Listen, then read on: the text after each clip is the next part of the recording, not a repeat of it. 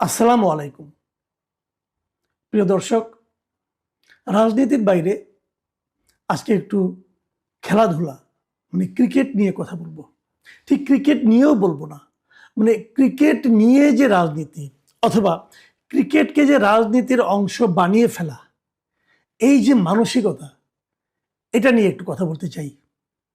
আপনারা সবাই জানেন এরই মধ্যে মোটামুটি সব জায়গায় একটা চাউর হয়ে গিয়েছে যে আসন্ন আইপিএলে, যেটা মার্চ মাসে শুরু হওয়ার কথা ছিল আগামী মার্চে, সেই আইপিএলে বাংলাদেশের একজন প্লেয়ারকে নির্বাচিত করা হয়েছিল। ওদের ওখানে নিলাম হয়, কোন প্লেয়ার কত ভালো না ভালো, তার বৈশিষ্ট্য, তার পারফরমেন্স, এগুলোর উপর ডিপেন্ড করে নিলাম ডাকা হয় এবং যার দাম যত উঠে সেভাবে সে কোনো না কোনো টিমের সঙ্গে যুক্ত হয়। বাংলাদেশের একজন মাত্র প্লেয়ার সেই নিলামে তার নাম উঠেছিল এবং ওনাকে কোনো একটা টিম, কলকাতা নাইট রাইডার্স, তারা ওই টিমের সদস্য হিসাবে আমাদের মুস্তাফিজুর রহমানকে তারা নির্বাচিত করেছিলেন, তারা কিনে নিয়েছিলেন নিলামে। মুস্তাফিজুর রহমানের দাম উঠেছিল 9,20,00,000 রুপি। এটা মোটামুটি অনেক দাম, মুস্তাফিজুর রহমানকে এত দামে এর আগে কেউ কখনো কেনেনি, সেই হিসাবে অনেক ভালো দাম। তো অনেকে ভাবছিল মুস্তাফিজুর রহমানকে এত দামে কিনে কে আর কি, কলকাতা নাইট রাইডার্স কি করবেন না করবেন, নানা রকম হিসাব নিকাশ চলছিল। এই কে এর মালিক কিন্তু শাহরুখ খান, আবার ভারতের যিনি নায়ক, সিনেমার নায়ক শাহরুখ খান, উনি হল কে এর মালিক। তো যা হোক, মুস্তাফিজুর রহমানকে উনি কেনা হয়েছে এবং উনি খেলবেন, এটি সবাই জানে। কিন্তু এর মধ্যে এই ঘটনাগুলো আমরা যদি একটু ঘটনাক্রমের সঙ্গে একটু আলোচনা করি, চোখ বুলাই, তাহলে আমরা বুঝতে পারবো। এই যে নিলামটা, এটা হয়েছিল গত বছরের 16 ডিসেম্বর দুবাই, এবং ওরা তো চেয়েছে, কিন্তু আমরা কি তাদেরকে দেবো? আমাদের যারা জাতীয় দলের প্লেয়ার, তাদের খেলতে হলে আমাদের যে ক্রিকেট বোর্ড আছে তাদের একটা অনাপত্তি পত্র লাগে। সেই অনাপত্তি পত্র ভারতের ক্রিকেট বোর্ড, তারা বাংলাদেশের ক্রিকেট বোর্ডকে চিঠি লিখেছে যে আমরা মুস্তাফিজুর রহমানকে নিয়ে আমাদের এই আইপিএলে খেলাতে চাই, আপনারা কি অনুমতি দিবেন? এটা তারা চিঠিটা চাওয়ার পরে 18 তারিখে বাংলাদেশের ক্রিকেট বোর্ড বলেছে হ্যাঁ, আমরা ওরাকে একটা শর্ত সাপেক্ষে খেলতে দেব। সেই শর্তটা কি, যে মাঝখানে 1 সপ্তাহের জন্য এপ্রিল মাসের 8 তারিখ থেকে এই সময় তাকে ছাড়তে হবে, কারণ তখন বাংলাদেশে আমাদের একটা জাতীয় পর্যায়ের খেলা আছে, এই জন্য। তো সেই হিসেবে তাকে ছাড়পত্র দেওয়া হয়। এখন এরপরে শুরু হলো রাজনীতি। 9 দিন পরে ডিসেম্বরের 27 তারিখে প্রথম মধ্যপ্রদেশের একটা মন্দিরের প্রধান উপাসক মহাবীর নাথ, উনি দাবি করলেন যে মুস্তাফিজুর রহমানকে আইপিএল থেকে বাদ দিতে হবে। যদি বাদ দেওয়া না হয় তাহলে ওনারা আইপিএলের পিচ নষ্ট করে দিবেন, আইপিএল হতেই দিবেন না। এই ধরনের দাবি তারা করলো। এটা একটা রাজনৈতিক দাবি, এবং বুঝতে পারছেন একটা মন্দিরের উনি প্রধান উপাসক, এক ধরনের ধর্মীয় একটা দাবি আসলো। যে এই দাবিটার পেছনে কারণটা কি হতে পারে? সম্ভাব্য কারণ হলো যে 18 তারিখে, এর মধ্যে 16 তারিখ কিন্তু নিলাম হয়ে গেছে। 18 তারিখে এর আগেই কিন্তু ভারতের ক্রিকেট বোর্ড থেকে বাংলাদেশের ক্রিকেট বোর্ডের কাছে মুস্তাফিজকে চাওয়া হয়েছে। তারপরে 18 তারিখে, যেদিন তারা চেয়েছে ওই দিনই বলা যায়, 18 তারিখে আমাদের এখানে ভালুকায়, ময়মনসিংহ জেলা ভালুকার এখানে দীপুচন্দ্র দাস নামে সনাতন ধর্মাবলম্বী এক লোককে পুরো গণপিটুনিতে মব তৈরি করে মেরে ফেলা হয় এবং তাকে আগুন দিয়ে জ্বালিয়ে দেওয়া হয়। অবশ্যই এটা ন্যাক্কারজনক ঘটনা। এরই মধ্যে এই ঘটনার প্রেক্ষিতে অনেককে বিচারের আওতা আনা হয়েছে, প্রায় 12-13 জনকে গ্রেফতারও করা হয়েছে কিন্তু, এবং তাদের নিয়ে বিচার চলবে। কিন্তু সেই ঘটনার প্রতিবাদে, যেহেতু এদেশে সনাতন ধর্মাবলম্বীরা নিরাপদ নয়, এই অজুহাত তুলে ভারতের প্রস্তাব হলো আমরা বাংলাদেশের কোনো প্লেয়ারকে এখানে ঢুকতে দেব না, খেলতে দেব না। এবং এই যে দাবিটা, এই দাবির সঙ্গে বিজেপি এবং বিজেপি যারা অঙ্গ সংগঠন আছে, বিজেপি যারা সহযোগী সংগঠন আছে, বিভিন্ন উগ্র হিন্দুবাদী দল যারা আছে, তারাও কিন্তু এই দাবির সঙ্গে সুর মেলালেন। এবং তারপরে যে ঘটনা হলো, তারা সিদ্ধান্ত নিলেন, এবং সেই সিদ্ধান্ত নিলেন গতকালকে 3 তারিখে তারা সিদ্ধান্ত নিলেন যে আমরা মুস্তাফিজুর রহমানকে নেব না। প্রথমে সিদ্ধান্ত নিল ভারতীয় ক্রিকেট বোর্ড, তারপরে সেই সিদ্ধান্ত তারা কেকেআর কলকাতা নাইট রাইডার্সকে জানিয়ে দিল, এবং কলকাতা নাইট রাইডার্স তারাও বললো আমরা মুস্তাফিজুর রহমানকে ছেড়ে দিচ্ছি, তাকে আমরা নেব না। এই পর্যন্ত হলো গতকালকের ঘটনা। তারপর কি ঘটলো? তারপর যে ঘটনা ঘটলো, যে বাংলাদেশের কর্তৃপক্ষ যারা আছেন, বাংলাদেশের ক্রিকেট বোর্ড বলেন, বাংলাদেশের গভর্নমেন্ট বলেন, বাংলাদেশের সাধারণ মানুষ বলেন, অথবা বাংলাদেশে যারা খেলোয়াড় আছে তারা বলেন, এরা সবাই কিন্তু এই ঘটনায় তীব্র প্রতিক্রিয়া জ্ঞাপন করলো, তীব্র প্রতিক্রিয়া প্রকাশ করলো। তাদের বক্তব্য হলো যে বাংলাদেশে যে সংখ্যালঘু হত্যার ঘটনা ঘটেছে এটা অবশ্যই নির্মম এবং এই জন্য বিচারও হচ্ছে। বাংলাদেশে অনেক হত্যাকাণ্ডের ঘটনা ঘটে, সেগুলো বিচার হয়। এবং কেবল বাংলাদেশে না, ভারতেও অনেক হত্যাকাণ্ড ঘটে, ভারতেও অনেক সংখ্যালঘুকে মারা হয়, সংখ্যালঘুকে অত্যাচার করা হয়, টর্চার করা হয়, এরকম বহু ঘটনা আছে। ওখানেও আগুন জ্বালিয়ে পুরো হয়েছে, অনেক ঘটনা আছে। এক ভদ্রলোকের বাসায়, এক মুসলিম ভদ্রলোকের বাসার তার ফ্রিজের মধ্যে গরুর মাংস আছে এই সন্দেহ করে ওই লোককে জীবন্ত পুড়িয়ে মারা হয়েছে, এমন ঘটনাও কিন্তু ভারতে ঘটেছে। একটা দুটা না, এরকম অনেক ঘটনা আছে। আর ওই জম্মু কাশ্মীরের কথা তো বাদই দিলাম, ওখানে কি হয়েছে। তো এই যে ঘটনাগুলো আছে, এগুলোর প্রেক্ষিতে ভারত নিশ্চয়ই ব্যবস্থা নিচ্ছে অথবা নেবে, কিছু একটা তো করবে তাদের দেশে ঘটনা যেহেতু। কিন্তু সেই কথাকে সামনে এনে আমরা কি ভারতের সঙ্গে আমাদের অন্য কোনো ধরনের ক্রিয়া ইভেন্টকে বন্ধ করে দেওয়া কি ঠিক হবে? এই প্রশ্নগুলো কিন্তু জরুরি। কিন্তু ভারত এবার তাই করলো। ভারতের এই ধরনের উদাহরণ তারা পাকিস্তানের সঙ্গে করেছে। পাকিস্তান তাদের শত্রু রাষ্ট্রে পরিণত হয়েছে। তারা পাকিস্তানে গত কয়েক বছর ধরে, কয়েক দশক ধরে তারা পাকিস্তানে কিন্তু খেলতে যায় না। বিশ্বকাপের সময়ও তারা পাকিস্তানে খেলতে যায় না। পাকিস্তান ইন্ডিয়াতে আসে, কিন্তু ভারত পাকিস্তানে যায় না, তারা খেলে না। এমনকি কিছুদিন আগে একটা টুর্নামেন্ট আমরা দেখলাম, খেলা শেষে দুপক্ষের খেলোয়াড়দের হাত মেলানোর যে একটা সৌজন্যতার পদ্ধতি আছে, ভারতের প্লেয়াররা পাকিস্তানের সঙ্গে হাত মেলাতে পর্যন্ত অস্বীকৃতি জ্ঞাপন করে। এটা ক্রীড়ার যে স্পোর্টসের যে স্পিরিট, তার সঙ্গে কতটুকু যায় এটা আমি জানি না, কিন্তু এরকম হচ্ছে। এবং তারই প্রতিফলন যেন আমরা এবার দেখলাম বাংলাদেশের সঙ্গে। নানা ধরনের মতামত কিন্তু আছে। আমরা যেমন বলি, যখন আমরা বলি যে বাংলাদেশে মানে কেন বাংলাদেশকে খেলতে দেওয়া হবে না, ভারতে তারা আমাদের একজন প্লেয়ারকে নেবে না, এটা কি ওই ঘটনার সঙ্গে এটা কি জড়িত? খেলার সঙ্গে আপনার রাজনীতিকে কেন মেশাচ্ছেন? যখন এগুলো বলা হয়, তখন আবার ভারতের দিক থেকেও কিছু লোককে দেখে মন্তব্য করে। তারা বলে যে খেলার সঙ্গে তো রাজনীতি আপনারাও মেশাচ্ছেন। আমরা কীভাবে মেশাচ্ছি? তখন তো একটা অজুহাত দেয়। সেই অজুহাত মানে দুটো ঘটনার কথা বলে যে সাকিব আল হাসান আপনাদেরই প্লেয়ার, তাকে আপনারা খেলতে দিচ্ছেন না। কেন দিচ্ছেন না? রাজনীতির কারণেই তো দিচ্ছেন না। মাশরাফি মুর্তজা, তাকেও আপনারা খেলতে দিচ্ছেন না কেন? রাজনীতির কারণে দিচ্ছেন না। বা রাজনীতি তো আপনারা করতেছেন খেলার মধ্যে, তাহলে আমরা গুলোর সমস্যাটা কি?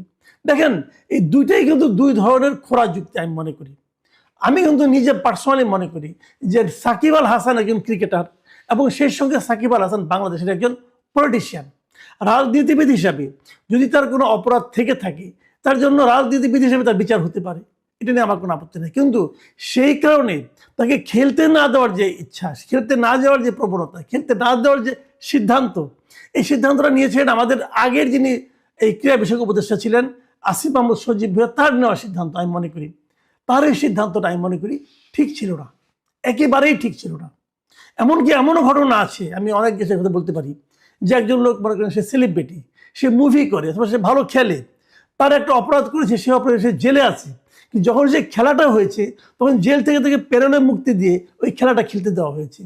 ওই স্টারকে ওই জেলখানা থেকে মুক্তি দিয়ে তাকে মুভিটা করতে দেওয়া হয়েছে এবং মুভির শুটিং করার পরে তাকে আবার জেলখানায় ঢোকানো হয়েছে। কারণ তার পেশাগত যে দক্ষতা, সেই দক্ষতাকে সেই সরকার কাজে লাগাতে চায়। আপনারা যদি সাকিব আল হাসানকে বিচার করতে চান, বিচার করেন ভাই, কিন্তু তাকে খেলতে দেবেন না কেন? টিমে তার নাম থাকবে না কেন? এই ধরনের বালখিল্যপূর্ণ আচরণ আমাদের আগের যারা এই নাবালক কিছু ব্যক্তিকে যে উপদেষ্টার পদে বসানো হয়েছিল, তাতে যে আমাদের কত বড় ক্ষতি হয়ে গেছে সেটা এখন আমরা হারে হারে টের পাচ্ছি। তো তাদের আমার এই সিদ্ধান্তগুলি কিন্তু নেওয়া হয়েছিল, কি লাভ হয়েছে এখনো জানি না। তারা হয়তো কোনো একদিন ইতিহাস হয়তো বিচার করবে তারা দেশের জন্য, দেশের ক্রীড়াঙ্গনের জন্য, দেশের রাজনীতির জন্য কতটা লাভ করেছেন। যাই হোক, সেটা অন্য প্রসঙ্গ।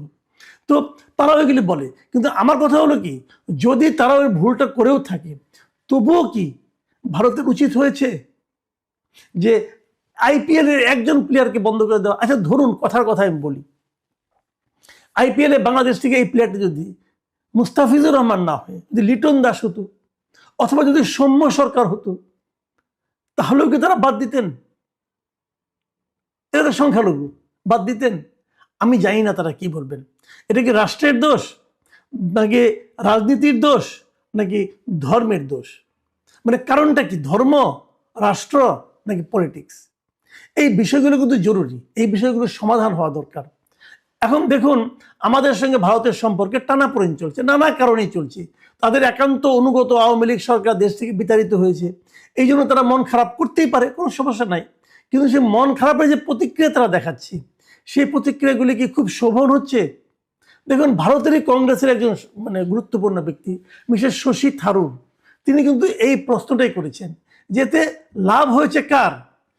এতে কি ভারত সরকারের লাভ হয়েছে? এতে কি বাংলাদেশের লাভ হয়েছে? কার লাভ হয়েছে? শশী থারুর যে কথাটা বলেছেন, উনি টুইট করেছেন, উনি কি বলেছেন আমি আপনাদের একটু পড়ে শোনাই।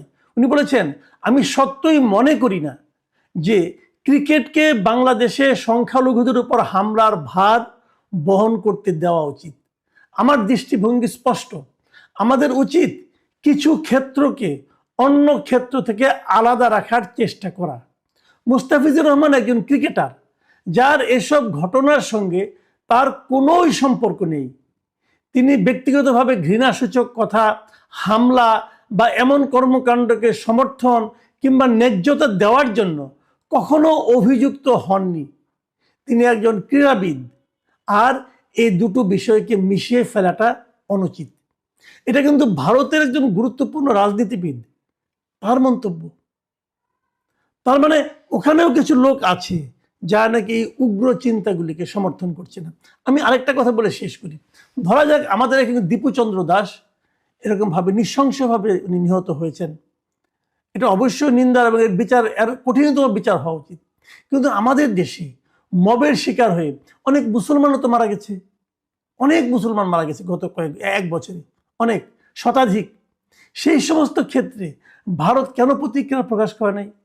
ভারত কেন বলে নাই এই মবের শিকার হয়ে এই লোকগুলিকে আপনাদের মারা ঠিক হচ্ছে না? বলে নাই তো। তারা খালি হিন্দু বলেই তারা বললো। আচ্ছা, এটা বাদ দেন, এর আগে যখন আওয়ামী লীগ গভর্নমেন্ট সরকারে ছিল, তখন আওয়ামী লীগ আমলে তো অনেক লোক গুম হয়ে গেছে। গুমের ঘটনা নিয়ে তো এর মধ্যে গুম কমিশন হয়েছে, আমরা জানতে পেরেছি বছরের পর বছর কিভাবে একজন লোককে আটকে রাখা হয়েছে। সেই সমস্ত ঘটনা নিয়ে কি ভারত এ যাবৎকালে কখনো কোনো প্রতিক্রিয়া প্রকাশ করেছে? সেই গুম হওয়া লোকজন মধ্যে তো হিন্দুও ছিল, সংখ্যালঘু লোকও ছিল, তো তখনও তারা এই ধরনের কোনো রিয়াকশন প্রকাশ করেনি। এখন কেন করছে? আসলে এখানে ধর্মটা ইস্যু না, এখানে ইস্যু হলো রাজনীতি, এখানে ইস্যু হলো পলিটিক্স। সে কারণেই যখন নাকি মিস্টার জয়শঙ্কর এদেশে এসেছিলেন খালেদা জিয়ার শেষকৃত্যে অংশ নিতে এবং তারেক রহমানকে সমবেদনা জানাতে, তখন আমি যেন ভেবেছিলাম যে বোধ করি একটা পলিটিক্যাল গভর্নমেন্ট আসলে পরে সেই সমস্যাটা কিছুটা হলে মিটবে। কিন্তু এখন তারা যা করলো মুস্তাফিজুর রহমানকে কেন্দ্র করে, এখন কিন্তু তারা বিএনপিকেও বিপদে ফেলে দিল। বিএনপি যদি চায়ও যে আমরা ভারতের সঙ্গে একটা সম্পর্ক অথবা সুসম্পর্ক করব, সেটা কিন্তু আমাদের মাস পিপলের চিন্তার বিপরীতে যে করতে হবে। কারণ এই ঘটনার মাধ্যমে ইন্ডিয়া কিন্তু আমাদের মাস পিপলকে, আমাদের সাধারণ মানুষকে ক্ষিপ্ত করে দিয়েছে। দেখুন এর মধ্যে ফল কি হয়েছে। আমাদের ক্রীড়া বিষয়ক উপদেষ্টা তিনি বলেছেন যে আমাদের উচিত ভারতে যে আগামী এই মাসের এই ফেব্রুয়ারি 7 তারিখ থেকে যে টি-20 বিশ্বকাপ হওয়ার কথা, সেখানে অংশগ্রহণ না করা। বাংলাদেশের টি-20 বিশ্বকাপে কয়েকটা ম্যাচ আছে, প্রথম পর্যায়ে সবগুলি ম্যাচ কিন্তু ভারতে হবে। টি-20 বিশ্বকাপটা হবে ভারতে এবং শ্রীলঙ্কায়। প্রথম পর্যায়ে সবগুলি ম্যাচ ভারতে হবে। এরই মধ্যে বাংলাদেশ সিদ্ধান্ত নিয়েছে, ক্রিকেট বোর্ড সিদ্ধান্ত জানিয়ে দিয়েছে আইসিসিকে, মানে ইন্টারন্যাশনাল ক্রিকেট কাউন্সিলকে জানিয়ে দিয়েছে যে আমরা ভারতে কোনো ম্যাচ খেলবো না। এবং আমাদের ক্রিকেট বোর্ডের যুক্তি খুব সহজ, যে ভারত যদি আমার একজন মুস্তাফিজুর রহমানকে নিরাপত্তা দিতে না পারে, তাহলে আমার 11 জন প্লেয়ার, 20 জন প্লেয়ারকে তারা কীভাবে নিরাপত্তা দেবে? আমরা ভারতে নিরাপদ অনুভব করছি না, আমরা ভারতে কোনো ম্যাচ খেলবো না। কারণ ভারতে ম্যাচ না খেলে ভারত কী করবে? বাংলাদেশের পক্ষ থেকে বলা হয়েছে এই ম্যাচগুলি শ্রীলঙ্কায় হোক। শ্রীলঙ্কায় কীভাবে করবে? কারণ ভারতের এই প্রত্যেকটা টিমের 25 জন 26 জন লোকের হোটেল ভাড়া, বিমানের টিকিট সব তো হয়ে গেছে, ধারাভাষ্যকার সব তো ঠিক হয়ে গেছে। তাহলে কীভাবে সমাধান করবে ভারত? ভারত কিন্তু এ নিয়ে বলছে যে এরকম আবদার করলে হয় না, কিন্তু আবদার করার বাস্তবতা তো আপনারা তো তৈরি করেছেন। কেন আপনারা এটা করতে গেলেন? এর সমাধান কি হবে আমি জানি না, এর ফলও যে খুব একটা শুভ হবে আমি সেটাও মনে করি না। এরই মধ্যে বাংলাদেশের মানুষের মধ্যে এক ধরনের আবেগ আবেগ তাড়িত হয়ে এক ধরনের কথা তারা বলছেন, এবং এটাকে আমি একদম উড়িয়ে দিই না। আমাদের ক্রীড়া বিষয়ক যিনি উপদেষ্টা আছেন ডক্টর আসিফ নজরুল, তিনি বলেছেন যে ভারতের আইপিএল এর সম্প্রচার বাংলাদেশে বন্ধ করতে হবে। উনি না দেখার ম্যাচগুলো না দেখার আহ্বান জানিয়েছেন। আমি জানি ভারত বলবে না দেখলে আমাদের কি হবে, হ্যাঁ কিছুই হবে না, কিন্তু আপনারা একটা কথা ভাবুন, আপনাদের একটা ম্যাচ, এত গুরুত্বপূর্ণ একটা টুর্নামেন্ট, সেটা আপনার পার্শ্ববর্তী দেশ দেখছে না, আপনারা সকল প্রতিবেশীর সঙ্গে ঝগড়া লাগিয়ে দিচ্ছেন। কেন করছেন এটা? এই রাজনীতিতে কার লাভ? আমি যাই না। প্রিয় দর্শক, আমার মনে হয় এটা নিয়ে আগামী কয়েকদিন আরো চলতে থাকবে। কিন্তু আমাদের দুর্ভাগ্য, আমরা এমন একজন প্রতিবেশী পেয়েছি যে মাঝে মাঝেই আমাদের পায়ে পাড়া দিয়ে ঝগড়া করতে চায়। আমি জানি না এর শেষ কবে হবে। এখন এ পর্যন্তই। আল্লাহ হাফেজ।